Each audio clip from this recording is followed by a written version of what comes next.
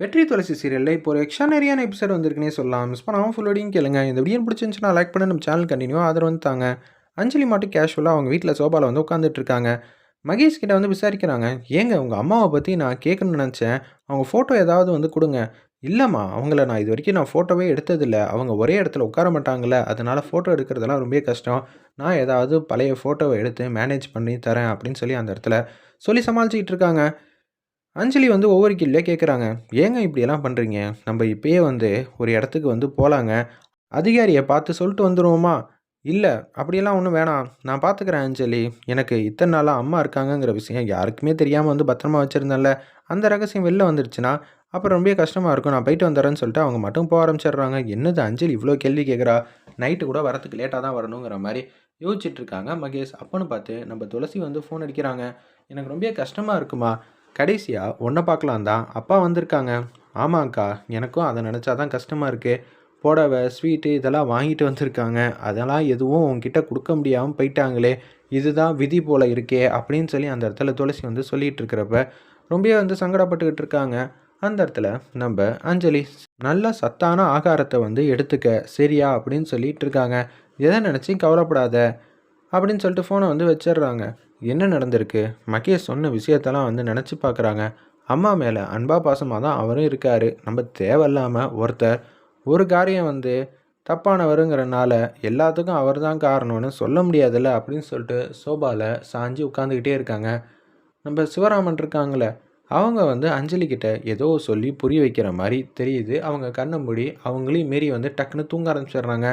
அம்மா, நான் உன் வீட்டுக்கு வந்தம்மா, எல்லாத்துக்கும் காரணம் அப்படின்னு சொல்லும்போது, டக்குன்னு வந்து அஞ்சலி வந்து ஏஞ்சிடுறாங்க. என்னது அப்பா வந்து இங்கே வந்த மாதிரி எனக்கு தோணுதே, எதுக்காக இப்படியெல்லாம் வந்து நடக்குது ஒன்றும் புரியல. அப்பா இங்கே வந்தாரா இல்லையான்னு மகேஷுக்கு வந்து ஃபோன் அடித்து கேட்கலாமா? ச்சே கேட்கக்கூடாது. அவர் ஆல்ரெடி எந்த விஷயத்தையும் உண்மையா வந்து சொல்ல மாட்டாரு. இருக்குன்னா இல்லன்னு சொல்லுவாரு. இல்லன்னாலும் இல்லன்னு சொல்லுவாரு. அப்படி இருக்கும்போது அவர்கிட்ட எதுவும் கேட்க முடியாது. துளசி வந்து ஏதோ ஒரு விஷயம் வந்து சொன்னாங்களே, "அஞ்சலி யோசி அஞ்சலி பதட்டப்படாத. அப்பா நீங்க இங்க வந்தீங்களா அப்பா?" அப்படின்னு சொல்லி அந்த இடத்துல ஃபீல் பண்ணிட்டு இருக்கிறப்ப, அஞ்சலி கேஷுவலா வந்து தண்ணி குடிச்சிட்டு உட்காந்து யோசிக்கிறாங்க. துளசி சொன்ன விஷயத்த வந்து யோசிச்சு பார்க்கும்போது தான் தெரியுது. ஆமால்ல, அப்பா ஒரு வேளை இங்க வந்திருந்தா, அந்த பை இங்க தான் இருந்திருக்கும். முதல்ல அந்த பைய வந்து தேடுவோம்னு சொல்லிட்டு, இங்கேயும் அங்கேயும் வந்து போயிட்டுருக்காங்க நம்ம அஞ்சலி. அல்டிமேட்டா இருந்துச்சுன்னே சொல்லலாம் அந்த சீன்லாம். வேக வேகமா அஞ்சலி அவங்க இருக்கிற ரூமுக்கு போயிட்டு கபோர்டு இது எல்லாத்தையும் பார்க்குறாங்க. ட்ராயர்லேருந்து எல்லாத்தையும் இல்லவே இல்லை. வீடு ஃபுல்லாக அலசுன்னு அலசுறாங்க. எங்கே தேடியும் அவங்களுக்கு கிடைக்கிற மாதிரியே தெரில. கிச்சனுக்கு போகிறாங்க. மளிகை ஜாமான்லாம் வைப்பாங்கள்ல, கபோர்டு இதெல்லாம் அங்கே போய் பார்க்குறாங்க. அங்கேயும் திறந்து பார்க்குறாங்க. அங்கேயும் இருக்கிற மாதிரி தெரியல. ஒரு வேளை அஞ்சரை பெட்டிக்கு பின்னாடி இருக்குமோன்னு சொல்லி எல்லா டப்பாவும் எடுத்து வைக்கிறாங்க. திருப்பி வச்சுக்கிட்டு இருக்காங்க. நம்ம தான் தேவையில்லாமல் மகேஷ் மேலே வந்து சந்தேகப்படுறோமா, ஒன்றும் புரியலையேன்னு சொல்லிட்டு உட்காந்துக்கிட்டு இருக்காங்க. எல்லா இடத்துலையும் தேடியாச்சு, எங்கே தேடியும் கிடைக்கலன்னு சொன்னோன்னே அவங்க வலையில் ஏதோ போட்டிருக்காங்க. அது யதார்த்தமாக வந்து கீழே வந்து விழுவுது. அதை வந்து எடுக்கிறாங்க. நம்ம ஏன் இந்த சோபா கடியில் வந்து தேடி பார்க்கல அப்படின்னு சொல்லிட்டு கீழே யதார்த்தமாக வந்து குனிஞ்சு பார்க்கும்போது பை இருக்கிற மாதிரி தெரியுதுன்னு சொல்லி சோபா கடியில் வந்து கையை வந்து விட்டுறாங்க. பார்த்தா அந்த இடத்துல பை இருக்குது. இது எதுக்கு மகேஷ் இங்கே வந்து ஒளிச்சு வச்சிருக்காரு அப்படின்னு சொல்லிட்டு தொறந்து பார்த்தா, பட்டு புடவை, ஸ்வீட்டு, வளையல்னு சிவராமன் கடைசியா என்னென்னலாம் வாங்குனாரோ, எல்லாமே அந்த பையில இருக்கு. துளசி சொன்ன விஷயத்த எல்லாத்தையும் யோசிச்சு பார்க்கும்போதே, அஞ்சலி வந்து எல்லாம் கூட்டி கழிச்சு பார்க்குறாங்க அந்த இடத்துல. அப்பன்னா, அப்பா இங்க வந்திருக்கணும். பை இங்க வந்து குடுத்துருக்கணும். ஏதோ ஒரு விஷயத்தினால அப்பாவும் இங்க இல்ல. அஞ்சலி வந்து யோசிக்கிறாங்க. அவங்களோட மாமியாரும் இங்க இல்ல. என்னவா இருக்கும்? மகேஷ் தான் இதெல்லாம் காரணமா? அப்படின்னு சொல்லும்போது உடனே அஞ்சலியோட மனசாட்சி வந்து பேசுது. இப்ப நீ கேட்டேன்னு வச்சுக்கியேன், அவர் கொஞ்சம் புத்திசாலித்தனமா ஹேண்டில் பண்றதுல அவர அடிச்சுக்க ஆளே இல்ல. அவர் தான் காரணமா இருந்தா, நீ என்ன பண்ணணும்? நீ தான் கண்டுபிடிக்கணும் அஞ்சலி அப்படின்னு சொல்லும்போது, கேஷுவலா மகேஷ் வர வரைக்கும் வெயிட் பண்ணிட்டு இருக்காங்க.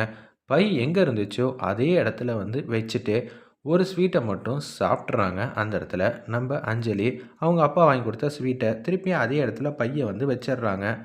மகேஷுக்கு எந்த விதத்துலையும் சந்தேகம் வரக்கூடாது. காலையில் எப்படி எப்படியெல்லாம் வீடு இருந்துச்சோ அதே மாதிரியே மாற்றிட்டு உட்காந்துக்கிட்டு இருக்கிறப்ப மகேஷுக்கு வந்து ஃபோன் அடிக்கிறாங்க. ஏங்க வீட்டில் வந்து தனியாக இருக்கேன். எனக்கு அப்பாவோட ஞாபகத்தை வந்துக்கிட்டே இருக்குது. நீங்கள் கொஞ்சம் வரீங்களா அப்படின்னு சொன்னோன்னே சரி அஞ்சலி பார்க்குறேன்னு சொல்லிட்டு ஃபோனை வச்சிடுறாங்க. இப்போ வீட்டுக்கு போகலாமா வேணாமா? காலையிலேயே 1000 கேள்வி கேட்டால் இப்போ சீக்கிரம் வீட்டுக்கு போனால் அவள் கேள்வி கேட்பா. இருப்பினும் அஞ்சலி தனியாக இருக்குன்னு சொல்லி வருத்தப்படுறா. நம்ம போய் தான் ஆகணும், அஞ்சலிக்காக தானே எல்லாமே பண்ணிகிட்டு இருக்கோம்னு சொல்லிட்டு கார் எடுத்துகிட்டு மாசா வந்து நிற்கிறாங்க அந்த இடத்துல. கதவை திறந்துட்டு வராங்க. என்ன அஞ்சலி கூப்பிட்டுருந்தியே? ஆமாங்க, உங்களை பார்க்காம என் மனசுக்கு ரொம்ப கஷ்டமாக இருக்குன்னு அஞ்சலி வந்து அப்படியே வந்து மகேஷை வந்து கட்டிப்பிடிக்கிறாங்க.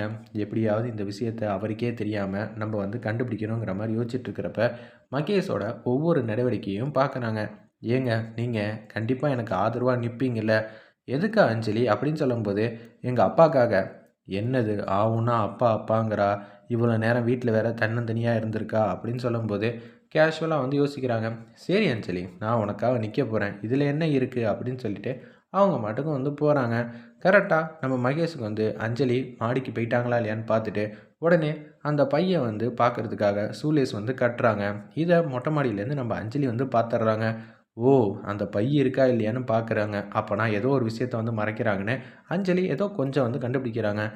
சரி அஞ்சலி, நல்லா சாப்பிடு, சாப்பிட்டியா அப்படின்னு சொல்லி அந்த இடத்துல வந்து சாப்பாடெலாம் கொடுத்ததுக்கப்புறமேட்டுக்கு நிம்மதியாக அசந்து தூங்குறாங்க. நம்ம அஞ்சலிக்கு சுத்தமாக வந்து தூக்கம் வரவே இல்லை. அப்படியே வந்து உட்காந்துக்கிட்டே இருக்கிறப்ப மகேஷ் வந்து யதார்த்தமாக நம்ம மாமாவுக்கு வந்து ஃபோன் அடிச்சிருக்காரா என்ன ஏதுன்னு பார்ப்போம்னு சொல்லி அவரோட ஃபோனை வந்து அவர் தூங்கும்போது பார்க்கலான்னு சொல்லிட்டு அப்படியே வந்து சர்ச் பண்ணி பார்க்குறாங்க. பார்த்தா மாமா வந்து ஃபோன் அடிச்சிருக்காரு, கடைசி நேரத்தில் பேசியிருக்காரு. இதை ஏன் அவர் சொல்லவே இல்லை? அப்படின்னா என்ன நடந்திருக்கும்? எனக்கு 2 சந்தேகம் இருக்குங்கிற மாதிரி அஞ்சலி தனக்குள்ளேயே வந்து பேசுகிறாங்க. அடுத்த நாள் காலையில், சரிம்மா இன்றைக்கெலாம் என்னால் சீக்கிரம்லாம் வர முடியாது, வேலையெல்லாம் இருக்கும், பார்த்துக்க அஞ்சலி. சரிங்க, நான் இன்றைக்கி உங்களை தொந்தரவு பண்ணலை, இன்றைக்கி நான் நார்மலாக தான் இருக்கேங்கிற மாதிரி சொல்லிவிட்டு அப்படியே வந்து போகிறாங்க. ஏதோ ஒரு விஷயத்த வந்து சொல்லணும், ஆனால் அதுக்கு அவரை மாட்டி விடுற மாதிரி இருக்கணும். அவரை பாட்டப்பட வச்சா மட்டும்தான் எல்லா உண்மையும் வெளியில் வருங்கிற மாதிரி அஞ்சலி புத்திசாலித்தனமாக சூப்பராக வந்து ஹேண்டில் பண்ணிகிட்ருக்காங்க. எக்ஸ்ட்ரானரியாக இருந்துச்சுன்னே சொல்லலாம் அந்த சீன்லாம். அப்போன்னு பார்த்து நம்ம மகேஷுக்கு கால் பண்ணுறாங்க. கால் பண்ணும்போது மகேஷ் எடுக்கிற மாதிரியே தெரில. என்னடா இது இன்றைக்கி வந்து ஃபோன் அடிக்கிறா, இவளுக்கு இதே வேலையாக போச்சு அப்படின்னு சொல்லும்போது, அஞ்சலி எனக்கு நிறையா வேலை இருக்குமா, நீ கூப்பிட்டா கண்டிப்பாக நான் வந்துடுவேன், நான் வரமாட்டேன்னு சொல்லவே இல்லை, இன்றைக்கி கொஞ்சம் வேலை இருக்குது அஞ்சலி, வேலையை முடிச்சுட்டு சீக்கிரம் வந்துடுறேன். இல்லைங்க, ஒரு நல்ல விஷயத்த உங்களுக்கு சொல்லணும் தான் நான் ஃபோன் அடித்தேன். என்ன அஞ்சலி, என்ன நல்ல விஷயம், நீ சந்தோஷமாக இருக்கல்ல அதுவே போதும். இல்லைங்க, வெற்றி இப்போ தான் ஃபோன் அடித்தார் அப்படின்னு சொல்லும்போது, வெற்றி இவ்வளோ நேரம் வந்து பேசாத வரைக்கும் கேஷுவலாக இருந்தவர் என்ன ஃபோன் அடித்தார், எதுக்காக ஃபோன் அடித்தார் அப்படின்னு கேட்குறாங்க. நீங்கள் எதுக்கு இவ்வளோ ஆர்வமாக இருக்கீங்க? இல்லை ஆக்சுவலி அவர் தானே சிவராமன் விஷயத்தில் வந்து ரொம்ப தீவிரமாக இருக்கார், அதுக்காக தான் நான் இது மாதிரிலாம் கேட்டேங்கிற மாதிரி சொன்னோன்னே, அதுக்காகங்க ஆமாங்க ஒரு ஹிண்ட்டு வந்து கிடச்சிருக்கு. என்ன கிடச்சிருக்கு? ஒருத்தர் வந்து பிடிச்சிட்டாராங்க அப்படின்னு சொல்கிறாங்க. அப்படியா அஞ்சலி, அதுவும் எங்கே இருக்காங்க உனக்கு தெரியுமான்னு சொல்லி மகேஷ் வந்து தெரியாத போலே கேட்குறாங்க. ஆமாங்க, ஒரு குடோனில் வந்து வச்சுருக்காங்களாம், இன்னும் கொஞ்சம் நேரத்தில் எல்லா உண்மையும் சொல்ல போகிறாங்கங்கிற மாதிரி சொன்னோன்னே, அதே மாதிரி ஃபோனை கட் பண்ணிவிட்டு இதெல்லாம் நான் எதிரே பார்க்கலேன்னு சொல்லிட்டு ஃபைலெல்லாம் மூடி வச்சுட்டு இங்கிட்டு அங்கிட்டு நடக்கும்போது யோசிக்கிறாங்க. அவங்க அசிஸ்டண்ட்டுக்கு வந்து ஃபோன் அடிக்கிறாங்க. எல்லாரும் வந்துட்டாங்களா அப்படின்னு சொல்லி கேட்குறாங்க. இன்னும் 4-5 பேர் வந்து வரலண்ணே, அவங்க எங்கே இருக்காங்கன்னே தெரியல. ஏண்டா 4-5 பேர் வரலையா, என்னடா பண்ணுறது, அவனோட பேர் எல்லாத்தையும் வந்து சொல்லணுன்னா அந்த பேரெல்லாம் வந்து பார்க்குறாங்க.